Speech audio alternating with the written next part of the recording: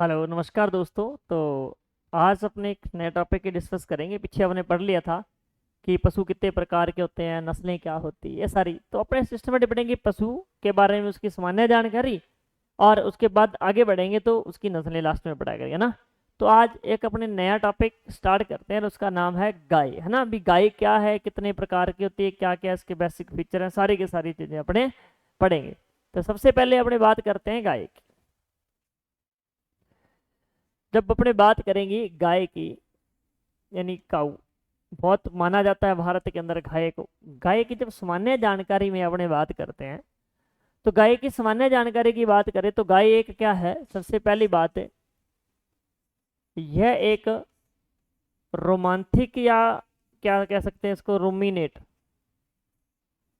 रोमांथिक, या फिर इसको क्या बोलोगे, रूमिनेट एनिमल है। पहली बात यही है, रूमिनेट एनिमल है। ये बात क्यों कही है अपने, क्यों मैंने पीछे बताया था कि जिस पशु के पेट के चार भाग होते हैं उसे क्या बोला जाएगा, रोमिनेट बोला जाएगा या रोमांथिक बोला जाएगा, और गाय उसमें सम्मिलित है। ठीक है भाई। अब अपने छोटी सी बात करें तो गाय एक दिन में 150 लीटर लार उत्पन्न करती है। कितनी लार उत्पन्न करती है भैया?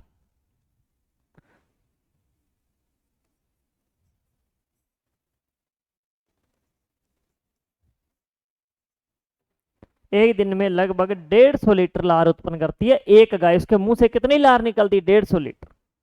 ठीक है। और अगर बात करें कि भारत में कुल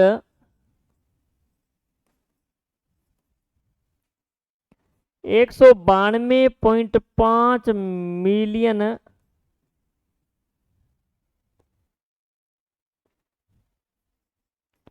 गायें पाई जाती हैं।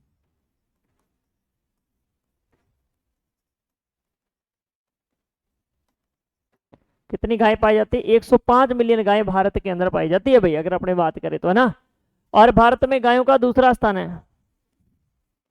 भारत का गायों की कुल संख्या में, कुल संख्या में विश्व में भाई क्वेश्चन आया हुआ है, दूसरा स्थान है। देखो भाई, सबसे बड़ी बात है कि भारत का गायों में कौन सा स्थान है? दूसरा स्थान है। अगर अपने बात करें, ठीक है, अगली स्लाइड में अपनी बात करें कि भारत का जो कुल दूध उत्पादन है,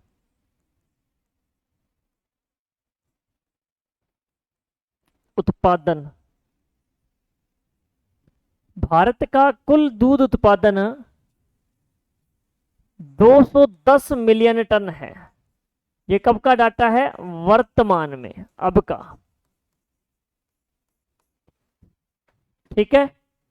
और भारत का दूध उत्पादन में विश्व में भारत का पहला स्थान है अभी। भारत का विश्व में दूध उत्पादन में स्थान, दूध उत्पादन में प्रथम स्थान है। सबसे बड़ी बात, सबसे बड़ी बात, अगर अपने देखें कि ये पशु अब दूध कहां से आ रहा है? इन पशुओं से आ रहा है ना, और कहीं से तो आ नहीं रहा। तो भारत के कुल दूध में, भारत के कुल दूध उत्पादन में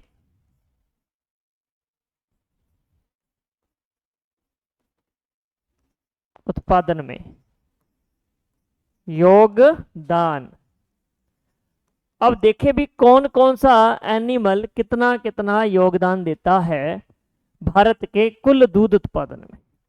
अगर आप बात करोगे कि सबसे ज्यादा योग देने वाली है भैंस, भैंस कुल दूध उत्पादन में 50 से लेके 55% तक दूध उत्पादन करती।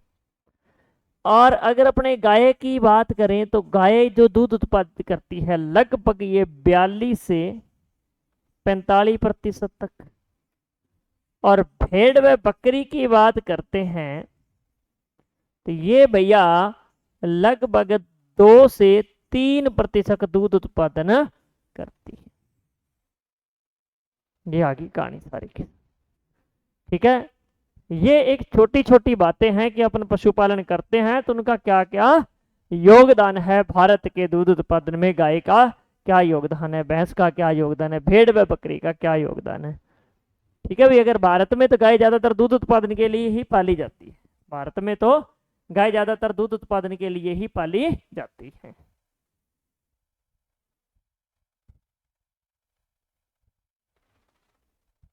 ठीक है मित्रों, आगे बढ़ते हैं। अब अपने बात करते हैं तो जो गाय होती है, गाय में 2 प्रकार के दांत होते हैं। कितने प्रकार के? 2 प्रकार के दांत होते हैं। ठीक है, छोटी मोटी सारी बातें। पहले दांतों को बोला जाता है स्थाई, सॉरी पहले स्थाई नहीं आते, पहले अस्थाई दांत होते हैं, अस्थाई। और दूसरे दांत आ जाते हैं स्थाई दांत। अब ये तो आपको पता होगा भी अस्थाई दांत को दूध के दांत भी बोला जाता है, जो एक बार आते हैं और बाद में टूट जाते हैं। और ये टोटल होते हैं 20 संख्या में, और ये टोटल कितने होते हैं? 32। ये कितने होते हैं? 32 होते हैं। आपने पढ़ा होगा कि देखो दंत सूत्र क्या चीज होती है। दांतों का सूत्र जब आपको दांत करना है, दंत सूत्र, तो दंत सूत्र ज्ञात करने से पहले दांतों के 4 प्रकार होते हैं। एक होता है आई, फिर आता है सी, फिर पी, फिर एम। देखो भाई, इसका मतलब होता है इनसाइजर दांत। दूसरे प्रकार के होते हैं कनाइन।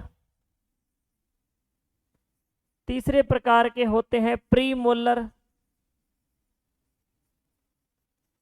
और चौथे प्रकार के होते हैं भैया मोलर। तो ये 4 प्रकार के दांत हर पशु में पाए जाते हैं, परंतु गाय में कौन से पाए जाते हैं और कौन से नहीं पाए जाते, इससे अपने सूत्र से पता लगाएंगे। कि जैसे ये और ये, पहले अस्थाई दंत सूत्र जब पढ़ेंगे तो देखो भी पहले कौन से आएंगे? इनसाइजर। ऐसे होता है दांतों का फॉर्मूला, ऊपरले जबड़े के इनसाइजर, नीचे जबड़े के, ऊपर जबड़े के कैनाइन, नीचे वाले जबड़े के कैनाइन, ऊपर वाले के प्री मोलर और नीचे वाले के प्री मोलर, ऊपर वाले के मोलर दांत और वाले के मोलर। अब बात क्या होती है समझो, ये आगे आगे वाले जो दांत होते हैं ये दांत कहलाते हैं।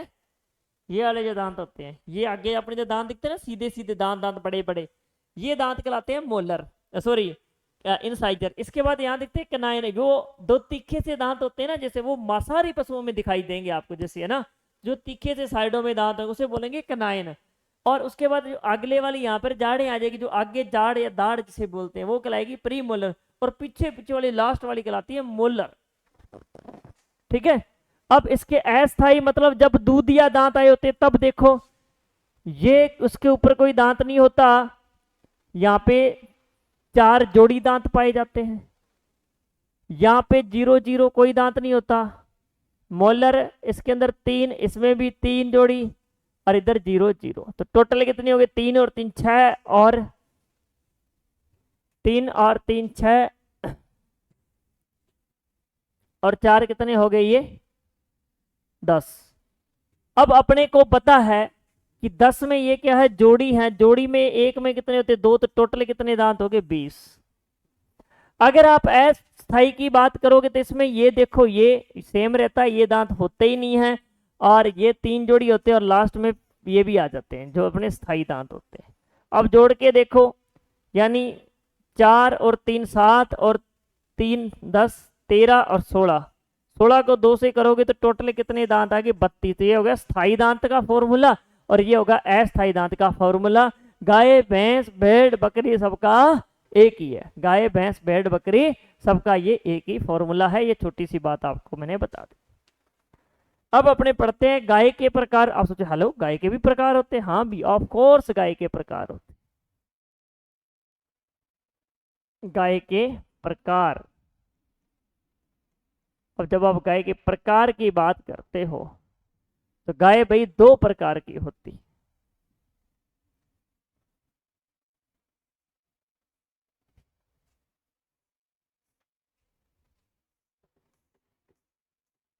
ठीक है भाई, गाय कितने प्रकार की होती है? तो गाय दो प्रकार की।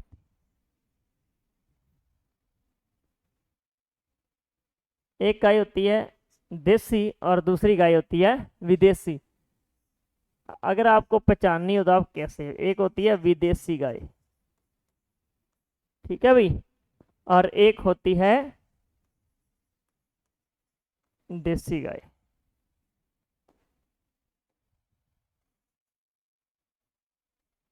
एक विदेशी और एक देसी गाय। अब ये दो प्रकार की गाय होती है। आपको पहचानना है कि देसी और विदेशी में अंतर होता है। सामने अगर किसी गाय में ऐसे करके ये कंडीशन दिख रही है तो वो देसी है, और किसी में ऐसे करके यूं सीधी दिख रही है तो वो कौन सी है? विदेशी। यानी इसे बोलते हैं कुब्बड़। ठीक है, इसे क्या बोला जाता है? कुब्बड़। यानी जिस गाय या जिस पशु या जिस नस्ल के अंदर कुब्बड़ पाया जाएगा वो देसी नस्ल होगी, और जिसमें नहीं पाया जाएगा उसे विदेशी नस्ल कहेंगे। यहां तक बात क्लियर हुई क्या भाई लोगों, बताओ? यहां तक बात क्लियर हुई तो अपने देखेंगे देसी नस्ल किसे कहेंगे, देसी गाय किसे कहेंगे? जिसमें कुब्बड़ वाया, एक होता है कुब्बड़ वाली या कुब्बड़ सहित कहा जाता है इसको। इसी को दूसरा नाम दिया गया जीबू गाय। भारतीय गाय को क्या नाम दिया गया? जीबू गाय। ये कहा जाता है यूरोपियन देशों में। कहाँ पे बोला जाता है? यूरोपियन देशों में। भारतीय गाय को किस नाम से जाना जाता है भाई लोगों? तो जिब्बू गाय के नाम से जाना जाता है। तीसरा नाम इसको दिया गया टी कप काऊ। टी कप गाय नाम दिया गया है। ये कहाँ पे जाना जाता है? अमेरिका जो देश है उसके अंदर। ये ऐसा क्यों कहते हैं कि देखो भारतीय गाय का दूध उत्पादन कम होता है अगर अपने बात करें विदेशी नस्लों की तुलना में। कम होने के कारण चीज क्या होती है कि ये कम होता है विदेशी नस्लों की तुलना में बहुत ज्यादा। इसलिए वो लोग ये स्टेटमेंट देते हैं कि इनका दूध उत्पादन इतना होता है कि सिर्फ एक कप चाय ही बन जाती है।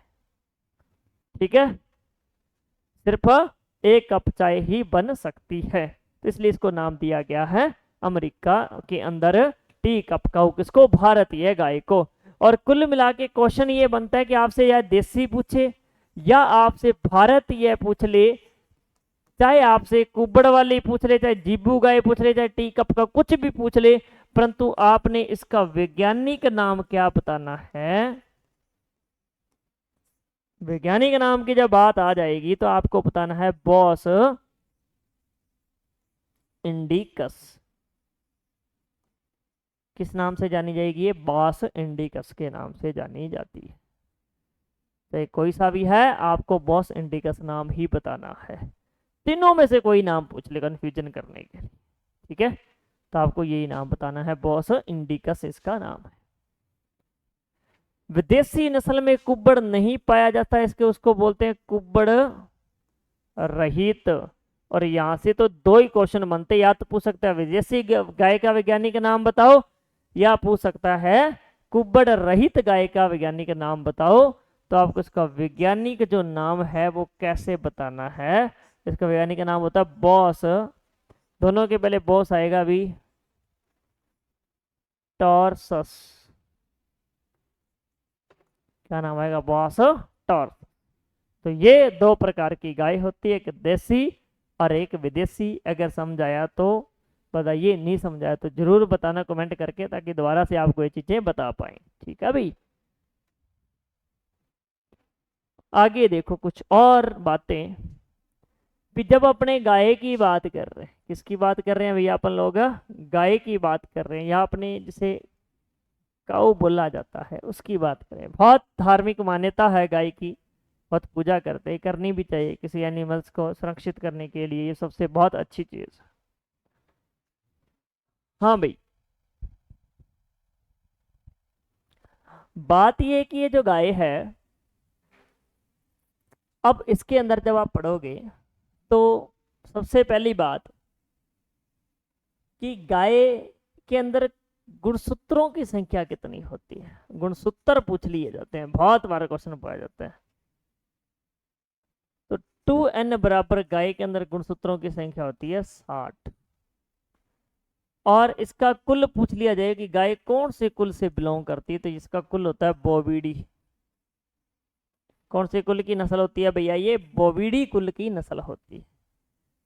और गाय का कुछ लोग मांस काम में लेते हैं, जिसका मांस क्या कहलाता है, तो गाय का मांस कहलाता है बीफ। गाय का मांस क्या कहलाएगा, बीफ।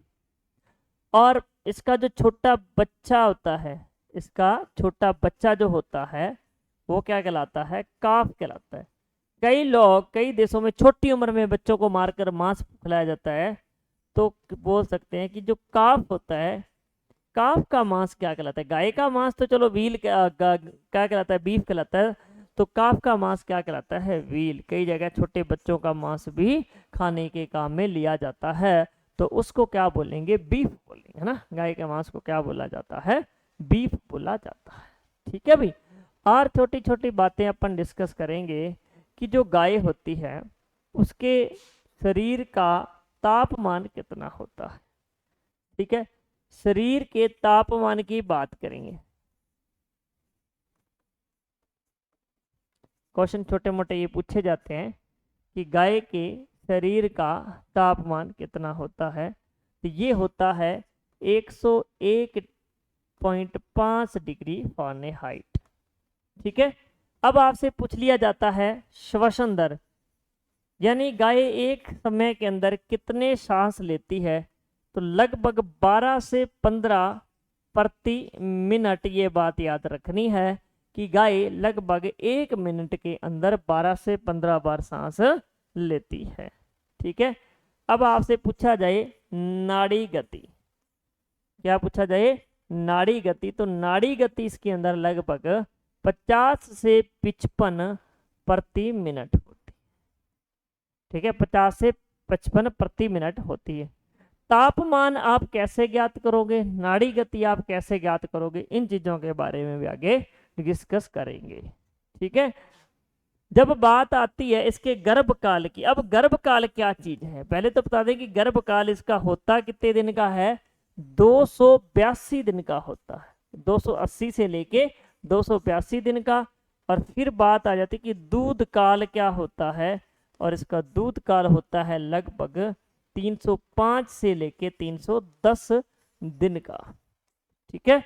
इन बातों को नेक्स्ट स्लाइड में आपने देखते हैं कि दूध काल, गर्भकाल, ये है क्या चीज।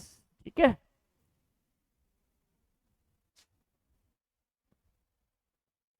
अब देखो ये अपने पास कोई क्या थी, गाय थी। क्या थी भैया, गाय थी। और इसके अंदर अपने क्या करवा दी, मैथुन क्रिया करवा दी। क्या करवा दी, मैथुन क्रिया करवा दी। जिससे आपने इसके अंदर मैथुन क्रिया करवा दी, तो इसके अंदर क्या हुआ, ये गर्भित होगी, गर्भकाल। इसको क्या बोलेंगे, गर्भकाल। यानी गर्भकाल का मतलब होता है जो भी मैथुन क्रिया के बाद, और इसके बाद क्या करेगी, ब्याने की क्रिया।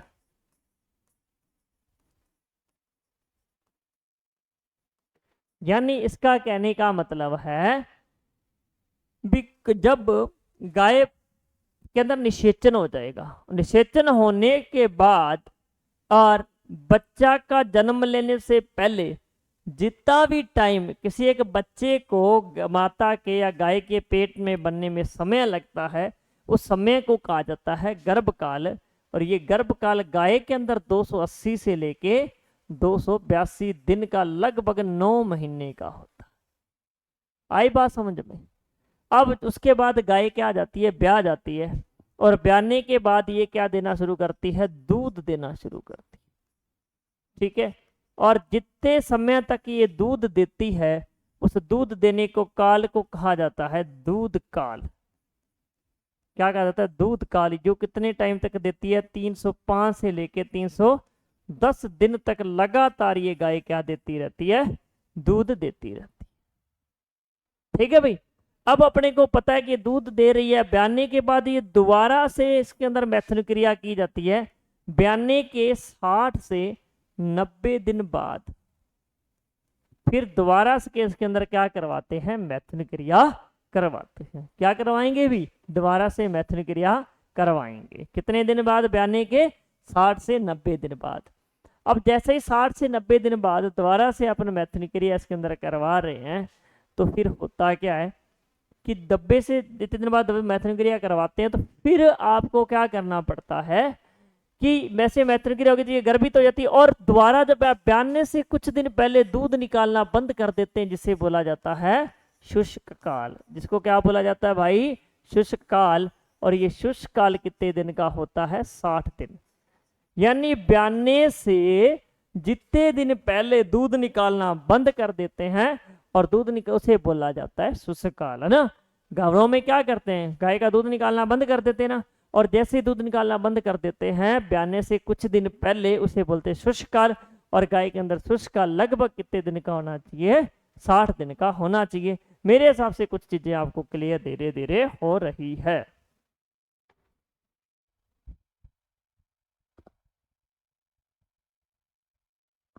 ठीक है भाई, यहां तक अगर किसी कोई दिक्कत नहीं है तो थोड़ी मोटी बातें और करते हैं।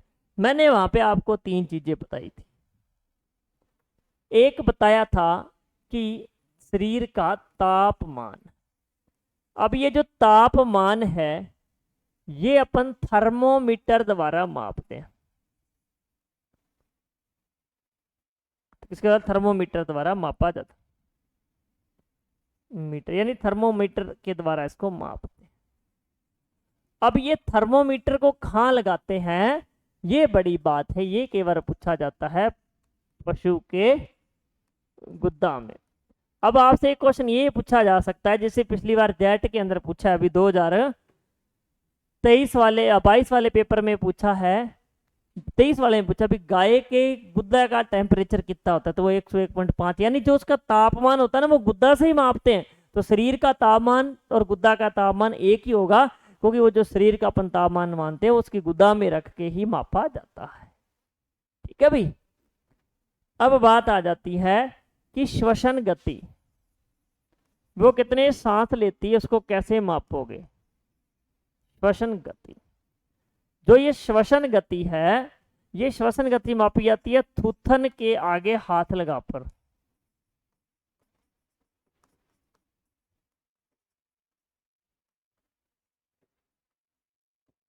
यानी जो थूथन होता है ये चीज है ना, यहां से आगे ऐसे हाथ लगाते हैं ऐसे, और 1 मिनट के अंदर कितने सांस आते हैं उसको ऑब्जर्व करते रहते, गिनते रहते हैं, तो इसे बोलते हैं श्वसन गति।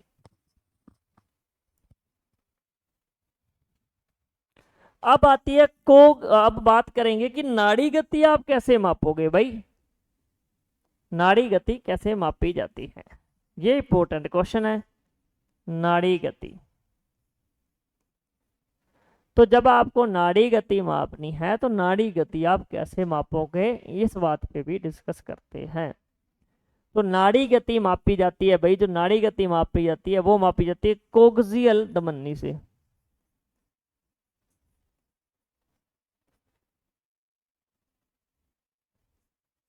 कोक्सियल धमनी से क्या मापी जाती है, नाड़ी गति। ठीक है।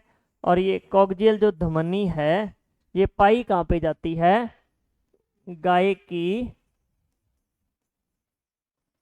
पूंछ के नीचे पाई जाती है। पूंछ के नीचे वाले भाग पे एक धमनी पाई जाती है, जिस धमनी की धड़कन से पता लगाया जाता है कि गाय 1 मिनट के अंदर कितनी बार उसकी धमनी क्या धड़क रही है, उसका ब्लड कितने टाइम में कैसे चल रहा है। ठीक है।